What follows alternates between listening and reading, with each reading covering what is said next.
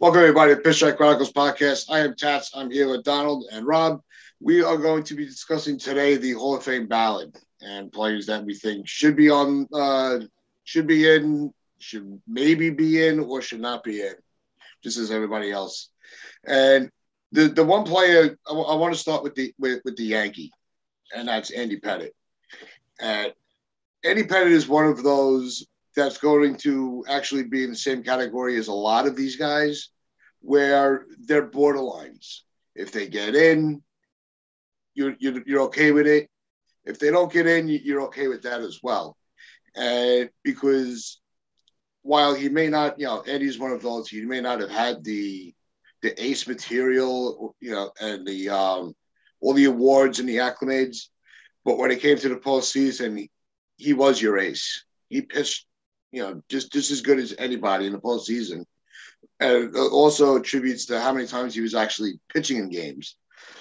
So when you think of Andy Pettitte, your gut instinct, what does it tell you? No. I think statistically he was, if you look at his numbers, he was good, but he was never really like elite. He made his name in the postseason, which obviously as a Yankee fan we can all appreciate. But if you're going by regular season numbers as well, he was kind of average to above average a lot of the time. Above average. So I think based off of that, he probably doesn't get in. Although I can see the argument for him getting in based off of his postseason alone, but he wasn't putting up like Randy Johnson type numbers where it's like you got to put him in the Hall of Fame. So I would lean more towards no, simply because he never really had a year where he was like just cut above everybody else in baseball. Maybe his year with us in I think was it 97, and he had a really good year with Houston. But other than that, he wasn't like the best pitcher in baseball, for any specific year. Yeah, okay, Rob. So it was the AL. He was the AL wins leader in 1996. So you're close there. He was pretty elite back then. So we'll run through his accomplishments. He's a 3-time All-Star, 96, 01, and 2010. 5-time world champion, obviously. ALCS MVP, AL wins leader, and 2,448 strikeouts to his name, 256 wins in his career. 256 wins is nothing to balk at.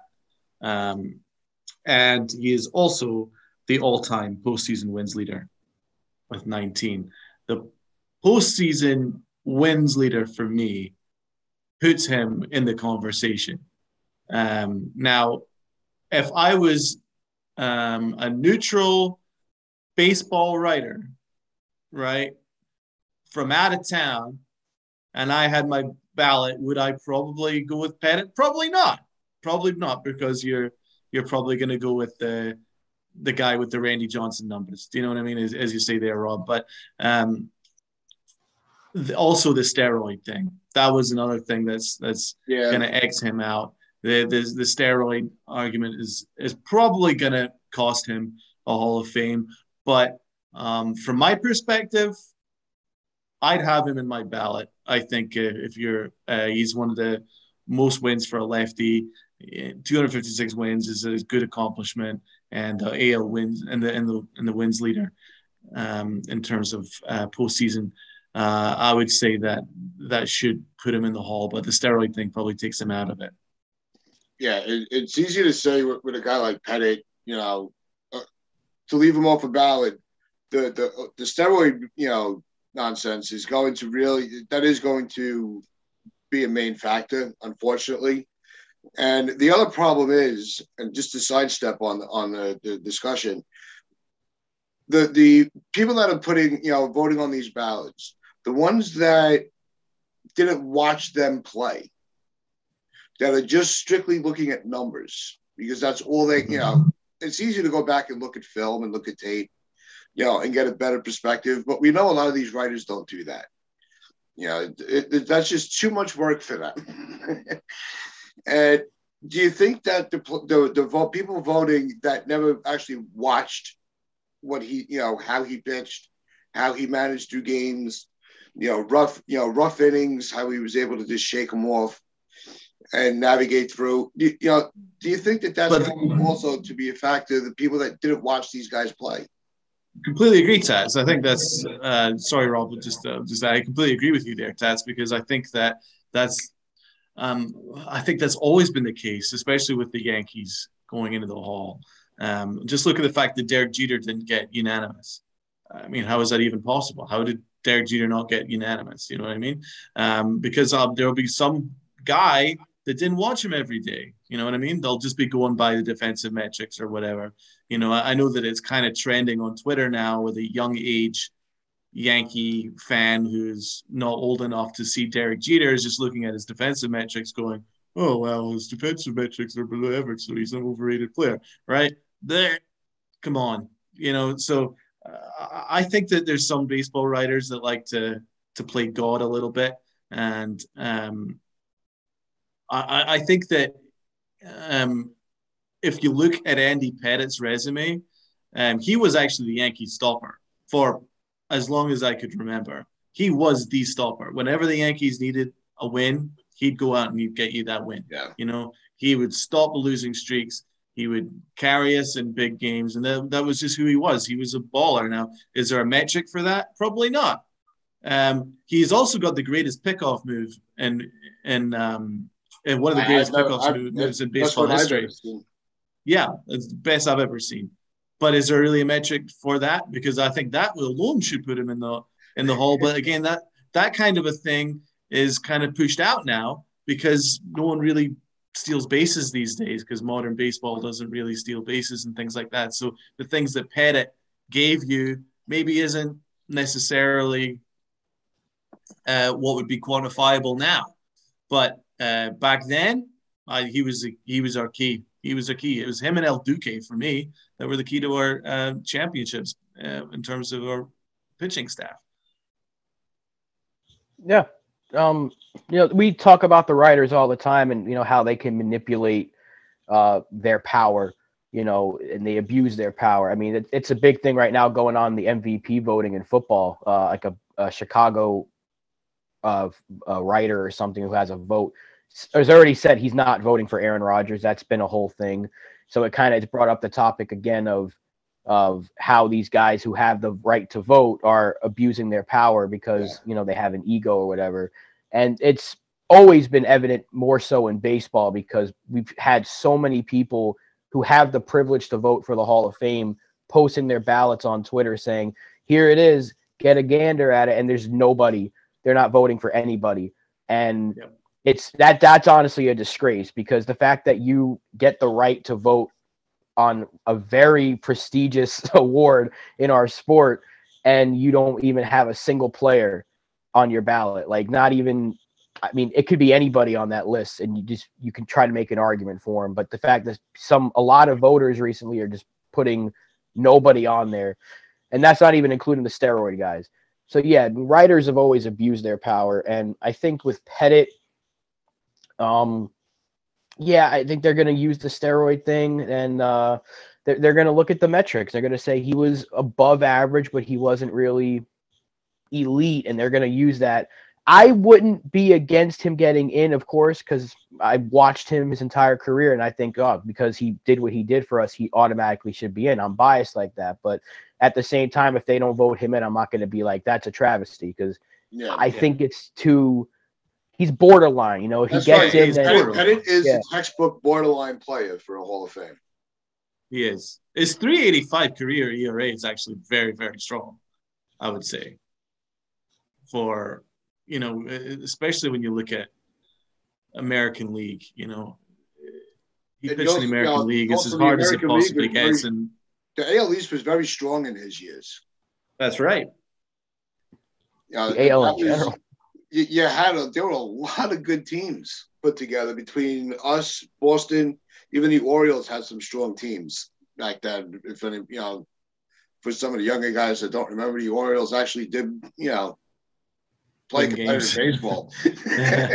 Same with the Rangers. The Rangers were pretty good. Yeah. For a couple of years. Cleveland, we can't forget Cleveland. The whole American League was tough. Like Yeah. not the whole Yeah. American League, but you go back and watch those 90s teams specifically because that's where, Pettit made his name during those the dynasty years. But we were always like getting into those dogfights with teams like Cleveland and Texas. Even if we swept a team, like there was still like a It struggle. wasn't easy. It wasn't easy, right? But the Yankees were just so much better than everybody else at that time that they almost made it. Yeah. You thought it was easy, but no, like teams like Cleveland, they almost knocked us out in '98. So, like, I mean, it wasn't easy for us. Jim Thome, man. Jim Thome was a monster. Lighten us up. So, yeah, and Pettit was a big – and even in '09, when he was towards the tail end of his career, I mean, look at the job he did for us in the World Series on the road in Philadelphia. I mean, the guy drove in a run and was able to put a stop to a rally and kept us in the game. We came back and won, and that was the turning point in the series. So, I mean – you can go back to it. His postseason stuff alone, I think, is enough to consider him. But again, I just think that everything put together into one big pot. Does he come in? Does he go to the Hall of Fame? No. But I think he could be. I'll put it at that. He could be. Is there another player that you think is on this ballot that's a borderline player that deserves further, evaluation of his abilities or his eligibility? Maybe Andrew Jones. Because that's the one that I'm like wrestling with in my head. Yeah, Andrew, he was one of those. He was, the switch hitter. Is a big plus. He was in his prime. He was the premier outfielder. He was just phenomenal. And he put up. He was one of those. He always seemed to be on those teams that were always competing for a championship run, and he always contributed to it. Yeah, I'm a no on him. Yeah, but I think it ended up being a no. You're right about that, Donald. I'm sorry. Go ahead. I'm just looking at his MLB statistics. So his career batting average is 254. I mean, 434 home runs, 1,200 RBI is decent. 5-time All-Star, 10-time Gold Glove. So the 10-time Gold Glove is probably the most impressive right there. Yeah. Home run leader once in 2005. That's really it for the accomplishments. I don't think that's enough to put you in the Hall of Fame. I mean, obviously he's that borderline that I would even lean towards now. Yeah. Just because of the offensive numbers, he wasn't an offensive threat. He was great right up to 2006, and then he kind of started to wane off. That was when his All-Star appearances stopped and things like that. So he was a very good player for the Braves. That's when he was at his best. But he's a no for me. So yeah, we've got the rest of the ballot here. So I would say Bobby Abreu is a no. I think would we all agree on that? I mean, probably, but people need to look further into his career. He was a lot better than people remember. Bobby Abreu. I know, but it's not the Hall of Good. It's the Hall of Fame. Right. Do you know what I mean? So for that reason, it's a no. Barry Bonds. Now, I absolutely put an X beside Barry Bonds. 100%. He's going to the Hall of Fame for me. I think he's one of he's one of the few steroid guys that really should, he's the exception to the rule. I think, when it comes to those guys, you have Bonds and you have Clemens. I think those are the no-brainers. Everybody else, you can kind of take a deeper look into. So Tats, you're voting for Bonds. Rob, you're voting for Bonds? Yeah. Right. So we're all voting for Bonds. I was a big no on him for a long time. I really was. What? Really? Why? Because of the steroids. Growing up in, when you remember that era and how exciting the game was, and you were starting to, at that time is when you really started paying attention to players on other teams and watching to see what they were doing. And it drew a lot of people into the sport. And when you find out it was, everything was enhanced for their ability, it kind of took the love away for them. Especially for me. Mm. I'm like, you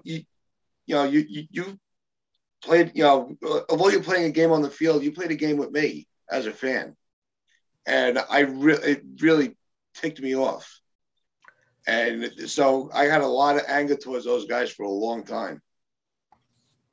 Thing with Bonds, like he never needed to do it. That's the thing. Exactly, but that's what kind of broke, a fan like me. That's what broke my heart. You didn't have to do that. You were already on pace by yourself. Neither did Clemens, neither did A-Rod. Clemens or A-Rod never needed to use any steroids. They're both Hall of Fame ability, without a question of a doubt.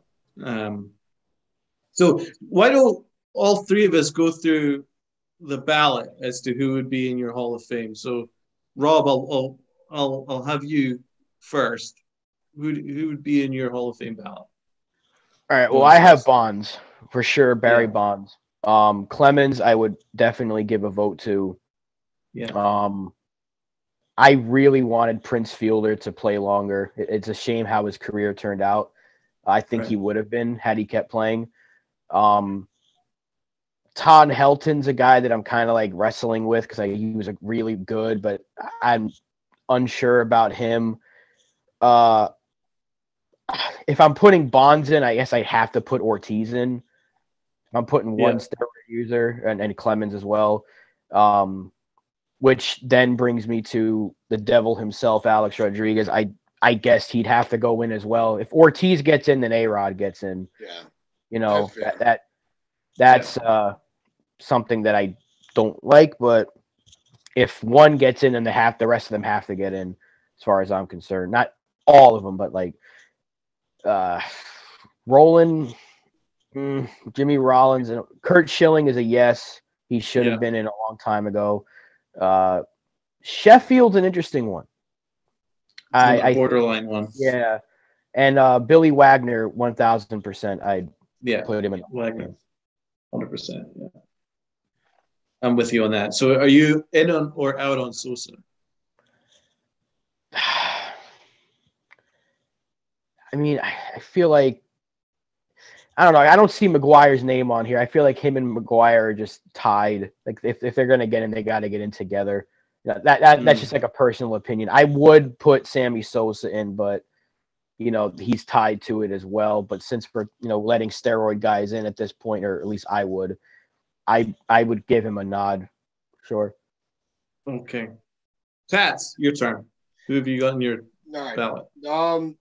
I actually, Bonds I would put in. Clemens, he's one of those borderlines that for me leans towards a yes. He wasn't a very impactful player, and I have no issue with him being in the Hall of Fame. I actually would put Torrey Hunter in. I would vote for Torrey Hunter. He was an impressive player when he was on the field. He was another one of those where I say, even though he wasn't on your team, you were locked into what he was doing.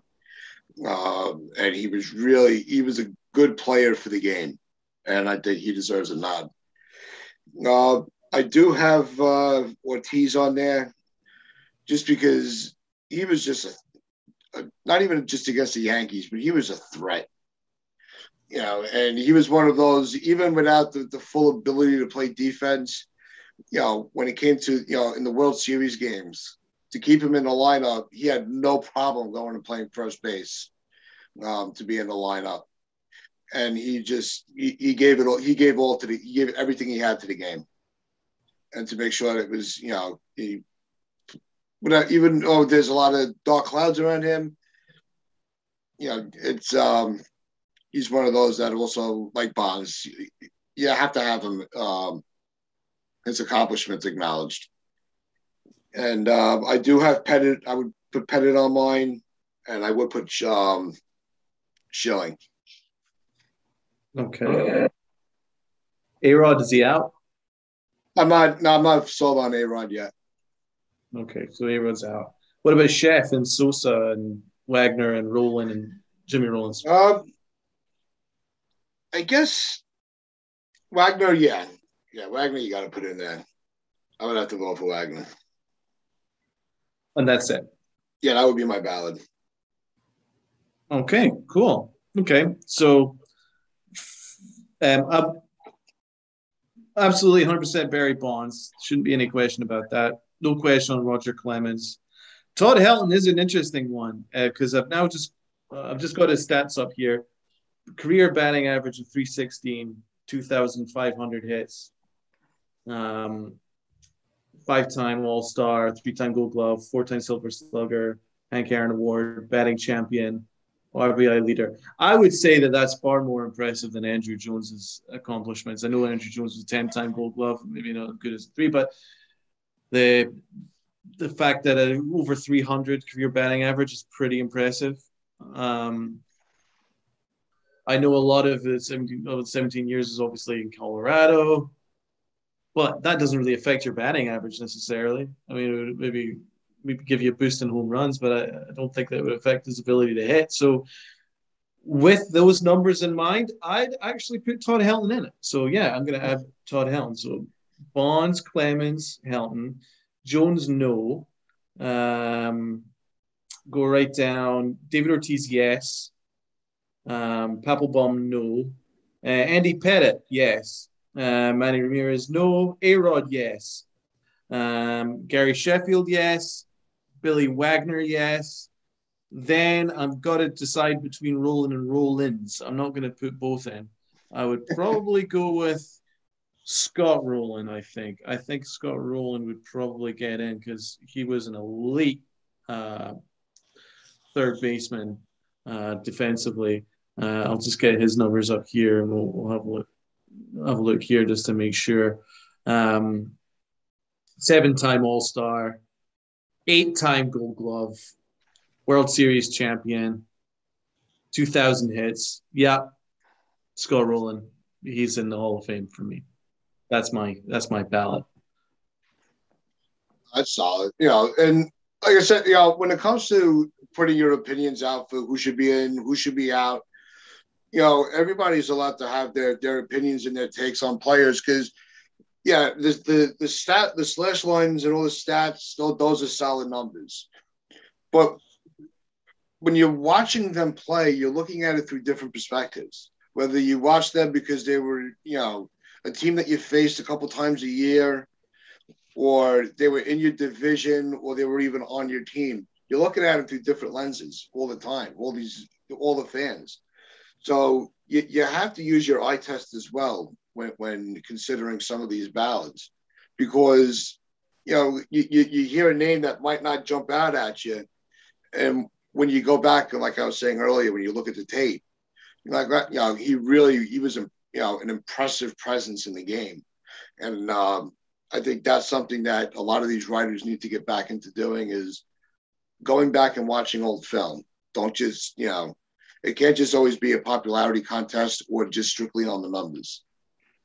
Well, I also need to move on from this steroid thing. I think the steroid thing is the biggest issue here because, you have to try and get over the fact that there's certain players whose numbers were sensational far before they even put steroids in there. And I'm sorry, but steroids, maybe helped Barry Bonds in that home run title.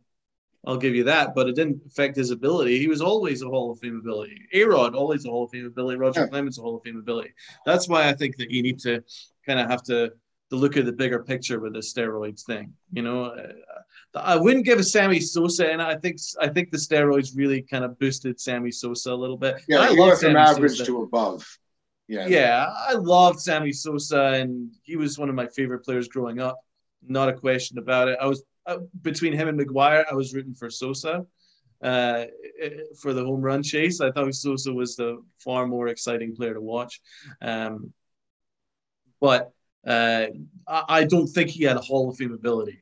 But A-Rod had Hall of Fame ability, So I know that maybe the fact that A-Rod is incredibly obnoxious, and B, he lied and he cheated and did all kinds of things. I think they're that that might count him out. But for me, the numbers are absolutely incomparable. And the fact that he was elite defensively at third and short, I think you got to put him in. But A-Rod debate is the most interesting. You were onto something when you were talking about how he wasn't, with the public. I think his arrogance is what's going to keep him out. Well, it ain't just that. It's the way he handled everything with the multiple times he was caught. He wasn't caught just once. He got caught multiple times, and he lied about it. And then he went and gotten all salty on different radio shows. So I'm not going to go on your show. I'm just going to go on this guy and tell him. And then he tried to he got into a legal battle with his own team while he was still playing for them. And then he tried to sue the Yankees. Yeah, he tried to sue the freaking Yankees, and then it's like, I love it here. I'm a Yankee for life. It's like, shut up. This is why I don't like the guy, because he did so much during that time that he was with us that was negative, and he didn't do enough for us, to me at least, on the field to be like, this is a Yankee lifer to me. That's why I did not care they gave Gallo his number. I still think it's funny that people went nuts about that. Yeah. He should not have his number retired by the New York Yankees. If they retire his number, then they're just doing it for the hell of it, because he got us the championship. Yes, great. But I don't care if your regular season numbers are that good if it doesn't perform when it matters most. And there were plenty of times where it didn't happen. He just completely crapped the bed in the postseason. But really look at what he did off the field, the way he's a lot better now. Like when he's on Fox Sports, you're like, why wasn't he always like this? Because he's a great dude on Fox. He's terrible on ESPN, but he's great listening to his insight of the game. He's a smart baseball mind. He knows the sport inside and out. He was a phenomenal player, but it's so unfortunate that he did all that crap multiple times, cheating, lying about it each and every time until he finally said, yeah, I did it. I'm sorry. I'm an idiot. But then did it again. Yeah, he did it again. So it's just all that stuff is going to add up more so than Ortiz's. Ortiz, even though he denied it, he wasn't like that. Ortiz showed up on the field and he was always like a fun time off the field. You were always seeing Ortiz smiling and with other players and fans and all that stuff. And A-Rod was good with fans, of course, but his arrogance. That's the word right there. His arrogance. He had the ego, and I don't like him.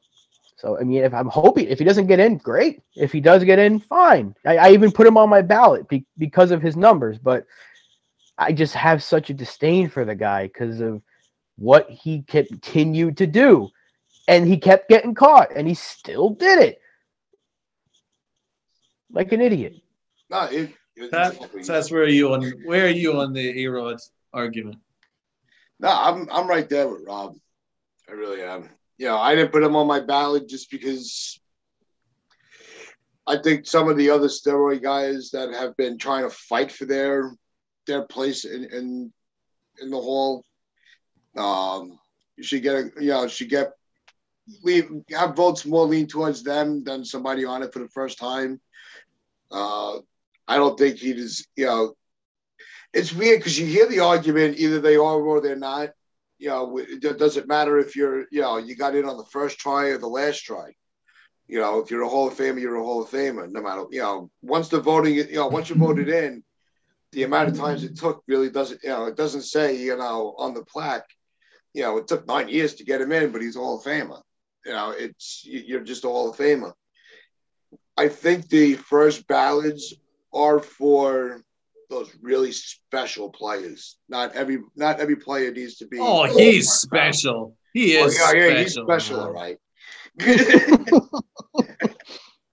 That's you're taking that out of context. He's the player version of Manfred. Oh wow! You're taking. No. Listen to this. Look at this, man. He's got over 3,000 hits, 3,100 hits, 696 home runs, over 2,000 RBIs, batting average around about 300, 14-time All-Star, 3-time MVP, including one for the Yankees, 2-time Gold Glove, 10-time Silver Slugger, batting champion, 5-time home run leader. Oh, come on, man. Those numbers are impossibly good. that has to put you in the Hall of Fame. It's impossible not to. I know the I'm not steroids are one saying thing, he, but the I'm not steroids saying, aren't the only reason why he got 14 All-Stars and I'm 3 not MVPs. saying he's not a Hall of Fame. I don't think he's an automatic. He's not one of those first ballots. Where if he's it's not like a a first guarantee. ballot, then who is? That's the thing. He should be a first ballot, but it's going to be all that off the field crap that's going to probably prevent him from being one. Those numbers are legendary. Like if you look at that and you don't put the name to it, like if you just took the name off of his baseball reference page and you go, holy shoot, who is this guy? Like these are Hall of Fame numbers, and then you see Alex Rodriguez, you go, oh. Because you remember everything that he did. That's a very good argument.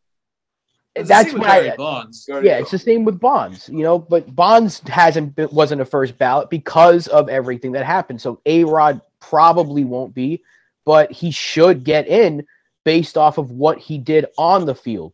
But that goes back to our earlier conversation. What the writers are going to do, the guys who have the ability to vote, they're going to be like, I don't like him. I'm not putting him on my ballot. You guys just heard me go on a rant about him. I despise the dude, but I put him on my ballot. If I had the right to vote, he'd be in. My thoughts on A-Rod, I don't really have a problem with him.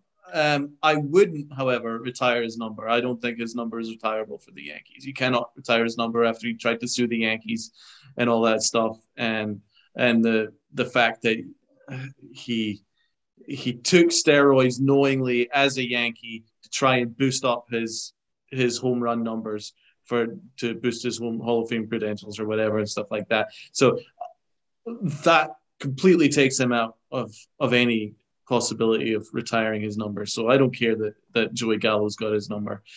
So that's that I'm completely agreement with. I think he's a brilliant baseball mind, and I think he's a tremendous defensive player, and that's why steroids has nothing to do with the fact he was tremendous defensively. And it's not easy to move off of being a Gold Glove shortstop to being potentially a Gold Glove third baseman. It's not easy to do. Tremendous, and he's won MVPs for us and stuff. So I don't really have a problem with him. Prior to him winning a championship with us, I had a problem with him, I admit. So championship is a great eraser. Do you know what I mean? It's a great deodorant. Yeah. Since he won a championship, I don't have a problem with him at all. And I've got so should he be a Hall of Famer? I think so. I think it just comes down to the steroids debate. If you look at the numbers, it's him and Bonds. They're very identical, in terms of achievements. So it just depends on where you are in the steroids thing. Personally, it doesn't really bother me all that much because it didn't bother baseball. It didn't bother baseball back in 1998. And for as long as baseball rode all those fantastic times where the money was flying in and all the attendance was sky high and the viewing figures were sky high and everybody was excited about Sosa and Bonds and McGuire and A-Rod and Giambi and all these big home run sluggers, and everybody bought in. And now it's very convenient that now they get to play God and start ostracizing people about taking stories when basically they turned a blind eye. I think it was like 70% of most locker rooms had guys taking steroids in the 90s. You know what I mean? And that's why Derek Jeter should be treated like a god, that he put up numbers that only God could achieve without any steroids at all. So Derek Jeter is a hero for that. But he's an anomaly. Most guys boosted themselves with steroids. So I don't know how you could quantify which guys did and which guys didn't. As far as I'm concerned, just clean slate, look at the numbers, look at their ability, look at the film.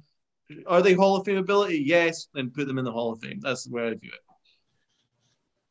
Well, it's the name aspect too, like because it's Bonds and McGuire, it's all these guys that were putting up those numbers. So if anybody else was taking them and wasn't doing much, you're kind of like, what the hell are you taking them for?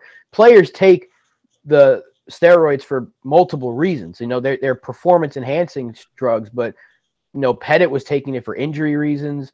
So So there's different reasons why they take it. So it's hard to differentiate. You know, you can say I was doing it for this. I think Palmeiro, you know, he was one of the guys that was really like defending himself hard, even though I'm pretty sure he did it. But I mean, baseball didn't care when the '80s Mets were doing cocaine left and right and won a World Series, so they're not going to care. And they didn't care when they were making, like you just said, Donald, all that money during the '90s.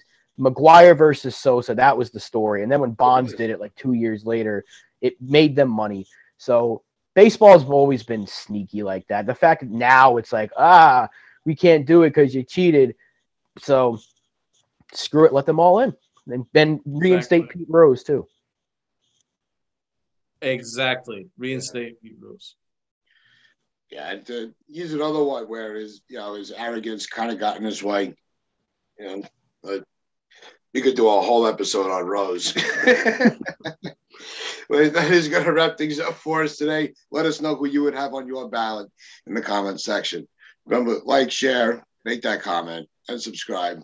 Check us out on our social medias in the description. Wear your pinstripes with pride. Play hard.